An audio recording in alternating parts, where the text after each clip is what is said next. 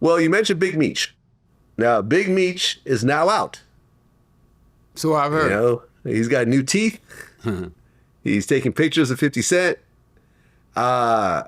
He was locked up in 2005, and he took a 30-year plea deal for running a continuing criminal enterprise, CCE. Same thing that you went to prison for. He ended up getting 19 years altogether. His brother, Southwest T, got out a couple of years ago due to COVID. How was your correspondence with Big Meech like?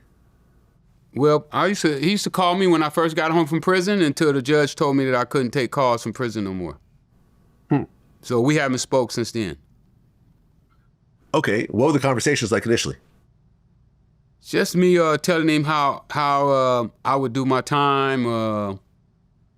You know, just chit chat. wasn't really nothing serious. You know, I just got out of jail, so I didn't really have nothing going on. But we was just chatting a little bit. Well, you were locked up before BMF even happened. Correct. When you look at BMF, do you see similarities in what you did? I don't really know how they ran the operation. I know they were big from what I hear, but I don't really know how their operation ran. You know, I know very little about them. Just the stuff you read in the newspapers. We never talked about drug dealing. Mostly talked about cases and how the law works, stuff like that there. Well, yeah, I remember I partied with BMF in Atlanta, maybe around 2004. And I remember the thing that really shocked me was when we were leaving the airport, we started seeing billboards that said the world is BMF's. The fact that a major drug dealing crew would have billboards advertising the Black Mafia Family. And it was so clear once we hung out, you know, and I was at Big Meech's house and, you know, we all partied together and everything else like that. It was clear that this record label that they were pushing was not a real business yet. It may have eventually turned into one, but at the time, they only had one artist, Blue Da Vinci, that wasn't selling any records. So it was just clear that this was all drug money. And I remember I talked to someone close to the situation. You know the whole situation where Puffy's old bodyguard, Wolf, got killed in a shootout with BMF? Yeah, I heard about that. So that happened at Club Chaos in Atlanta. Right. When they were, after Meech ended up beating his case and they started putting up the billboards, one of the billboards was over that club and it said the world is BMF's, basically saying a message to law enforcement that says we could buy ourselves out of murders. And that I heard really, really upset the feds. I was like, okay, these guys are just so blatant with what they're doing that they think they could actually buy billboards over the location of where a shooting happened. Like, okay, now we're going to go extra hard. Well, you know, the feds, you know, I think I told you before, but the feds have what they call a pecking order. And they go down a list of the guys that they're trying to get. But I'm sure you start putting up billboards. I never would have put up a billboard, you know. I didn't party either. So, you know, most I would do is come to the party after the party over and pick up a girl or something like that there. But I never would be inside the club, you know, hanging out, drinking and chilling like that there. So that totally was against my rules. But yeah, I couldn't see myself putting up a billboard. I mean, I didn't want nobody to know me when I sold drugs. I was kind of embarrassed that I even sold drugs. You know, when I went into the game, like I said, I went into the game, and even though you're saying Superfly was fiction, in my mind, it was a blueprint of what a drug dealer should be doing. Yeah. I mean, if one of your friends came up to you and said, hey, Freeway, we should put a Freeway Rick Ross billboard in South Central, what do you think? I probably would have whooped him.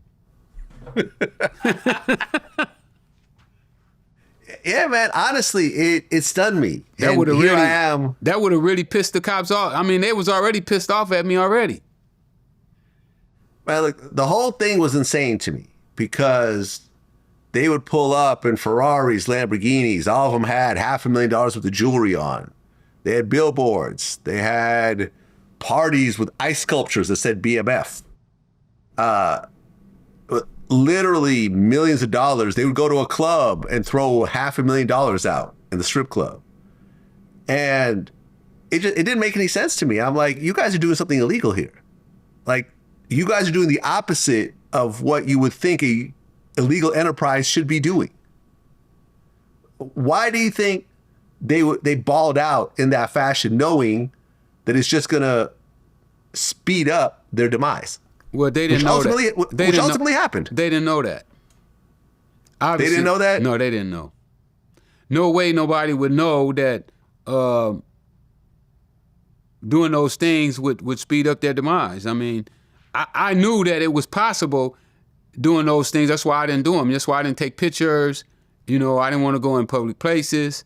Like I said, the cops, when we got our paperwork and stuff, the cops were saying that what really got me was people talking about me in the streets.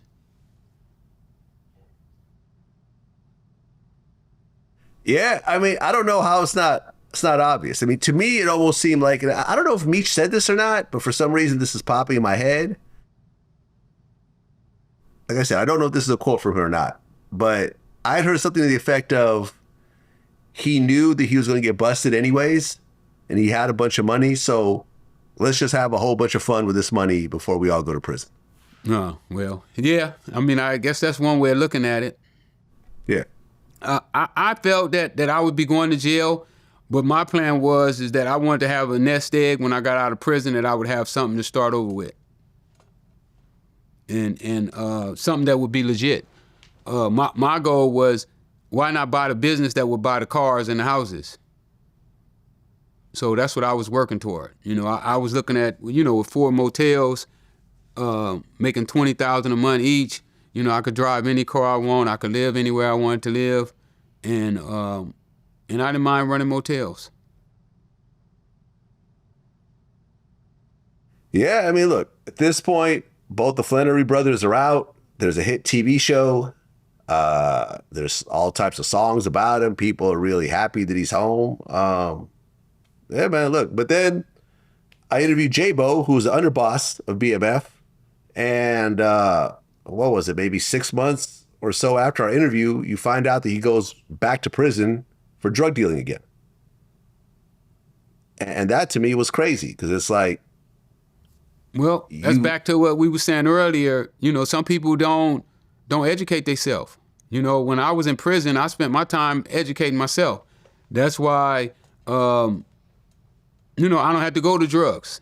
Weed is the closest I'm gonna get to selling drugs again.